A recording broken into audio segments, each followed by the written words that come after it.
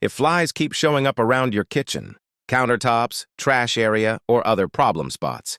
Don't just keep swatting them away. Today I'm making a simple, homemade fly control mixture using a few common household ingredients. It takes only a few minutes to prepare. Take a small, clean mixing bowl. Make sure the bowl is completely clean and dry, and prepare the mixture in a well-ventilated area. Let's start with the first ingredient. Add 1 teaspoon of granulated sugar to the bowl. Sugar can act as an attractive component because many common household flies are drawn to sweet food residues and other sugary sources. That makes it useful as part of an attractant-style homemade mixture. Next, add 1 teaspoon of baking soda. Baking soda is commonly used around the home for cleaning and odor control. In this mixture, it works as one of the supporting ingredients rather than being presented as a guaranteed insecticide. Now add 1 teaspoon of liquid dish soap. Dish soap is an important part of the mixture because it can change the surface properties of a liquid. When insects come into contact with a soapy solution, it can make it more difficult for them to remain on the surface and move away easily. Next, we're going to add coffee. Add 2 teaspoons of coffee to the bowl. Coffee has a strong aroma, and its smell can interact with the other ingredients in the mixture.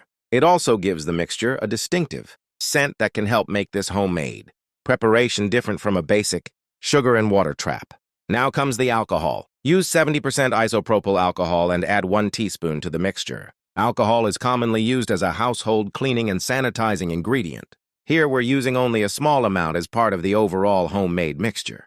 Because isopropyl alcohol is flammable, keep it away from flames, burners, sparks, and heat, and never use this mixture directly on food or food contact surfaces. Now take a clean spoon and begin mixing everything together. Mix slowly at first so the ingredients combine without splashing. Continue stirring until the sugar and other ingredients are evenly distributed and you have a consistent mixture. Take your time with this step because the goal is to combine all of the ingredients properly rather than leaving separate layers in the bowl. And now our homemade fly control mixture is ready. The next step is placement. Instead of putting the mixture directly onto your kitchen counter, transfer a small amount into a suitable shallow container or disposable dish. Place it only in areas where flies are frequently seen, such as an appropriate spot near a trash area or another non-food preparation area. Keep it away from children, pets, food, cooking utensils, and areas where food is prepared or served. The idea behind this homemade setup is simple. The ingredients create a strong-smelling mixture that may attract or interact with flies,